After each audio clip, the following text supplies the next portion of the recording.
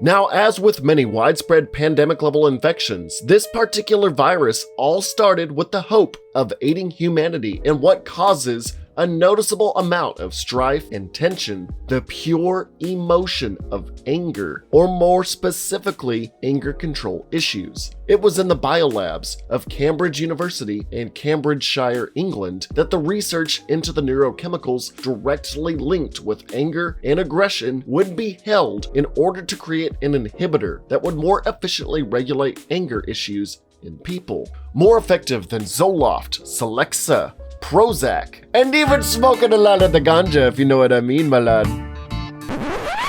Did I just try to do British with Jamaican? I need to stop doing these accents. Jesus Christ. Booyakasha, check this out, yo! Led by the head scientist Dr. Warren and assisted by Dr. Clive, the two would go through many means to solve this issue. After 2 voluntary test subjects from the university gave pretty much inconclusive results, Warren bribed a local police officer to hand over a violent criminal to use a test subject. The following night, Warren had injected large amounts of the anger inhibitor into the convict, but believed it to be diluted and ineffective when the criminal broke from his confinement and assaulted Warren, a precursor of events to come, as we all know. Despite what seemed as a failure, the head scientist had surmised that he had successfully developed this rage inhibitor, but he still needed a way to distribute it. Pills and aerosol were out of the question for Warren. However, when Dr. Clive merely sneezed in his presence, Warren came up with the brilliant idea to use a contagion as a proper means of delivering the inhibitor. And what better contagious disease to utilize than Ebola? You have to have Ebola to know the way. Sorry, don't blame my editor Wisefish for that one. That was my idea. I couldn't help myself. I love that little guy. Adapting the inhibitor to strains of the Ebola virus in a pathogenic form would happen and would be injected into test lab chimpanzees. And for a while, little progress would be made until a severe mutation in this virus occurred. Isolated genomes of the Ebola virus had altered this anger inhibitor, where the intended effect to nullify temper was completely gone, only for it to do a 180 and fully make the recipient uncontrollably and violently enraged. The immoral practice of experimenting on animals and being literally assaulted by his boss for mocking him, Clive would quit his position on the spot. The next day, Clive contacted the Animal Freedom Front and informed them of the inhumane experiments on chimps before attempting suicide. The AFF would trespass into the Cambridge science lab that we see at the beginning of the first movie late at night to gather evidence of wrongdoing and to also save the chimps from their captivity while running into an unnamed scientist. Holding him pretty much hostage, the 3 AFF members go to release the chimps from their captivity against the panicked warnings of the scientist, who had been shouting out how these primates are infected with a very contagious disease that he simply called the rage virus. When this one primate was released, it did not hesitate to attack the first person it could reach, biting and maiming her ferociously with its bare fangs. Within under half a minute, the girl who had been bitten by the chimp was on the ground, vomiting blood profusely, convulsing on the ground as well, showing the most brutal and deadly sign of this virus: its transmission time. Her eyes turning blood red and her demeanor turning primitive, and of course, full of rage. She proceeded to attack her former colleagues as they one by one were exposed to this virus in one way or another, spreading through either saliva or blood, taking mere moments to turn an infected host into a stark raving lunatic with no hope of returning to their former sanity as the brain degrades with neurochemicals irreparably damaged and or converted. Despite a few infected chimps and people running amok from the Cambridge University, in the first few days of the outbreak, many elected and media officials considered the violence in the areas near Cambridge as merely mass rioting and acted accordingly to these accusations, sending armed police forces to quell the hysteria. But for people in the midst of it, in the bustling cities or the outskirts of prairie lands, these violent individuals were spreading out further with an unquenchable rage. It took the Prime Minister 8 entire days to finally declare a state of emergency, which isn't too far from belief these days for a lot of countries. But by the time this decree was announced, it was all too little, too late. London and Manchester saw all militarized defense and opposition completely overwhelmed by infected. In the span of only 28 days. He said it! He said it! He said it! He said it! The rage virus spread across the greater majority of Great Britain, forcing the population to either flee the country, wait out the infection in safe havens of no guarantee, or become infected themselves. On the 15th day of the outbreak, the World Health Organization and the North Atlantic Treaty Organization quarantined all borders to Great Britain, leaving those in this land on their own until further approved action could be taken. Within the span of the next 6 months, the original and further infected would slowly die out from starvation as they do not feed on anything whatsoever. Because if you were there for my very first Why You Wouldn't Survive of Left 4 Dead, I have discussed this numerous times before. These infected are not dead in any regard and are still fully living human beings who still essentially need food, water, sleep, air, and functioning organs to continue their existence. Enough bodily damage can put them down, with sufficient trauma to the head, as Roanoke would say, game-ending them quite easily. Regardless, with enough time, and if no other healthy hosts can be found and infected, the pandemic would slow to a grinding halt as it did following the events of 28 days later, although stragglers would remain in Scotland for a brief period. The rage virus would have subsided and been eradicated if it had not been for two crucial reasons. The more obvious one was rushing people back into Britain before desanitization had been completed. As they say, only the Isle of Dogs was infection-free, while all of mainland Britain was still being deep cleaned. just wanna be pure.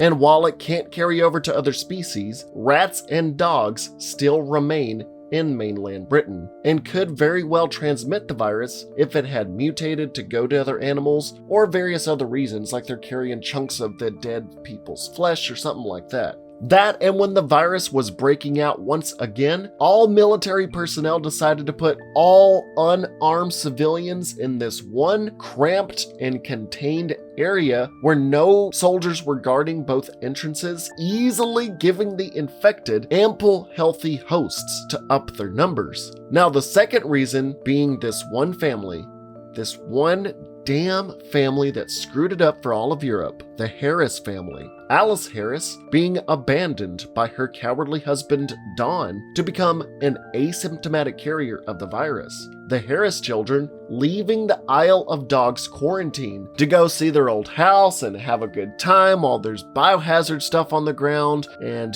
there could potentially still be infected running around. But they accidentally stumble upon their mother, then US soldiers working for NATO, bringing the mother back, knowing of her carrier status, one of them wanting to make a cure out of her blood potentially, and then Don, the janitor, coming in to this room that's unguarded to this infected woman, coming back to see his wife and kissing her, seeing that she's restrained, not knowing she carried the virus. All it took to bring Britain and a majority of Europe to its knees was just one carrier that spread slowly into thousands. 28 weeks later happened because of the rushed nature of trying to return to normality when the world thought it all looked clear, and then hastily and haphazardly trying to combat a second wave serve as a grim reminder of how if we don't take a disease seriously till its eradication, we can easily lose control. From the beginning, the patient zero chimps had been strapped to Clockwork Orange-like restraints, constantly forced to watch violent newsreels and gruesome scenes, probably working to amplify the rage virus recipients' already prominent anger and violent tendencies to feverish levels, or possibly working to mutate the inhibitor to its fullest extent, showing why and how all of these rage-addled infected are so blindly indestructible to the point of pretty much suicide, running straight into oncoming vehicles, or even the blades of a freaking helicopter. By the way, this is the most badass scene in this franchise. Holy crap.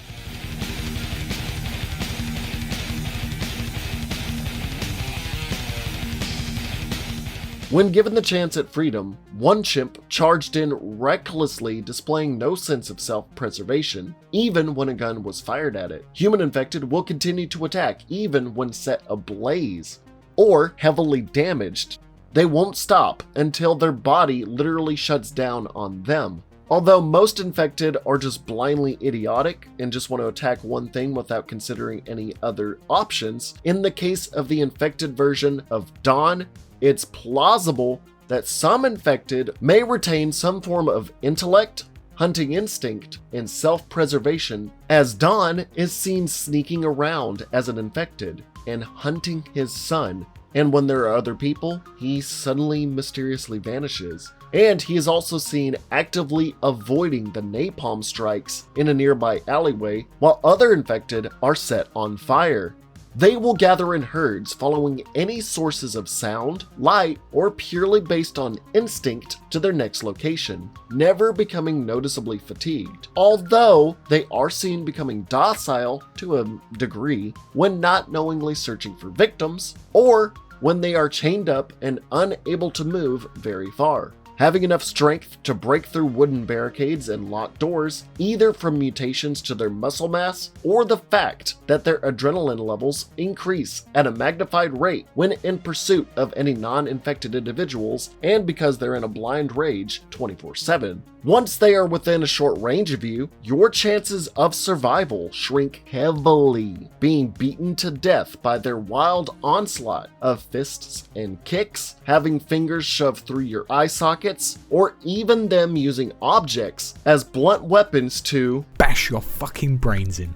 But the sheer fact that even if a single drop of blood enters your body through an exposed orifice like your eyes, mouth, ears, butthole, or even an open wound will mean your nearly immediate infection. While it seems like it would be relatively easy to avoid bodily fluids from the infected, they will also vomit large amounts of blood. Whether they do this voluntarily or not to spread the infection is up for debate. Unless you don clothing and defensive gear that prevents any fluids from entering your body, you will become just another number on the infected counter. Considering even the dead bodies of the infected can still spread the disease, where birds and other animals can carry bits of the body or their blood around to possibly drop on you from above, is a very real concern. There is the rare chance that you can be immune to the virus if your genetics are predestined to do so, like Alice or Andy Harris. If so, you can withstand getting a little red on you. But I mean, you could still be walloped to death by the rage infected. Now, of course, fighting back with a sizable stockpile of firearms is a go-to suggestion, but the fact that this disease can spread so fast and give the rage virus a sizable army to throw at you could either deplete your ammunition, destroy your defenses, or eventually wear you down in every regard, mentally, physically, and supply-wise. Hell, even well-armed soldiers can be overwhelmed with enough numbers.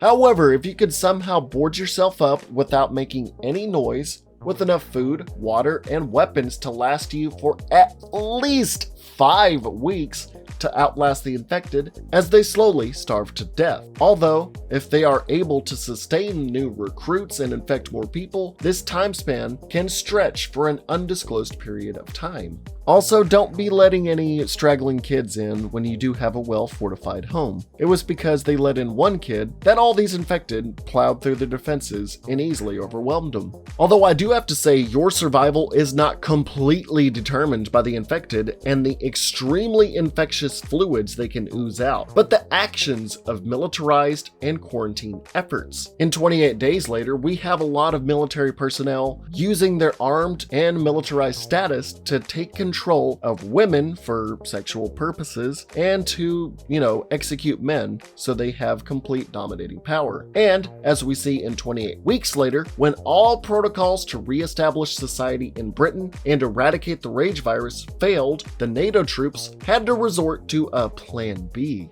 to shoot and kill any infected on sight. However, the greatest issue when hordes of people are running in a panic is that it is nearly impossible to determine which people are infected or not, with the only visible difference being blood around the mouth and torso from their profuse vomiting and the host's pupils turning a bloodshot red. But in a stressful situation amongst hundreds of citizens, armed officials would still be unable to make the quick, decisive action to shoot down the infected efficiently to save innocent lives. So it would come down to the decision to execute every single person near or around the infected to guarantee that no infected personnel escape.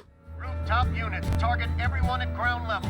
No exceptions. Repeat, no exceptions. The serious infection rate of the virus would need to be snuffed out early on, and NATO's destructive efforts were a just cause to prevent countless more casualties. Nothing can survive the deadliness that follows hellish napalm fire and billowing nerve gas that consumed the British streets and rooftops as military troops slowly wade through debris and set fire to any living thing with flamethrowers to guarantee the virus is cleansed. If you find yourself in the initial outbreak, you are most likely going to be someone that easily gets infected amongst the masses, unless you are lucky enough to be isolated from large groups or centers of highly populated areas. If you do find yourself face to face with an infected, you will most likely need to have a firearm or be repping some sort of riot gear with ample face protection to avoid any projectile vomiting in order to effectively kill them without becoming infected yourself. Because don't forget, there was that one guy in 28 days later that merely got scratched by an infected and his friend had to literally chop him up before he turned. You will also need to keep an eye out on your environment and avoid any bodily fluids that may have been spilled in recent skirmishes. It also depends on your local or national government's medical and emergency response time. and how seriously they take it, whether they treat it as rioting and send out troops to peacefully or non-peacefully subdue and arrest them, or if they treat this as what it is, a rabies-like virus irreversibly turning people into mindless, violent psychopaths with no known hope for a cure. While its chances of spreading are restricted to where the infected themselves can run to, the chances of it spreading across bodies of water are down to if a military power were to try to utilize a blood sample and attempt to infect other nations to cause panic and chaos, which isn't totally inconceivable. Also, during the onset of this pandemic, people's morality would come into play as well, with the general public demanding humane methods to slow or combat this rabid disease. And infections like this do not play favorites when it comes to men, women, and even children. Mass protesting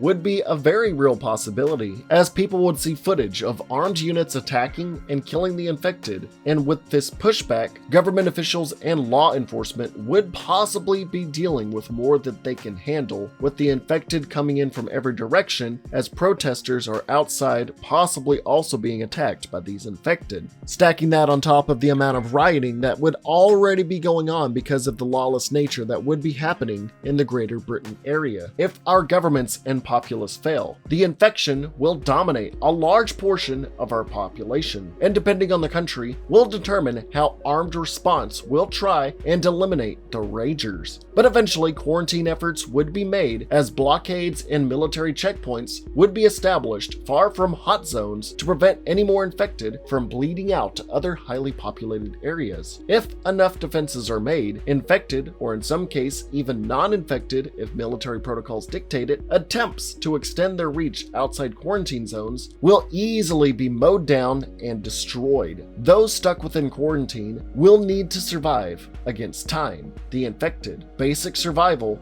and when push comes to shove, possible napalm strikes, nerve gas attacks, and maybe even nuclear annihilation. With how COVID has been in the last 6 months, to me, it's easy to see how a disease can be easily underestimated and how people can think it's all fake or just consider it not their problem, and giving it enough time to spread until it's too late for a majority of people, especially with how infectious the rage virus is and how unsurvivable it is for most people. Any quarantine efforts that would be made would be used to herd people together, which would be a quick breeding ground for more infected, or telling us to stay within our homes and leaving us on our own as infected are trying to bust down our doors, and other survivors using the anarchy to attempt to kill us, enslave us, or even R-word us. Like I said, the rage virus can be nipped in the bud within the first few days. The problem could maybe be solved before it becomes a national pandemic. To survive, you pretty much need plot armor immunity,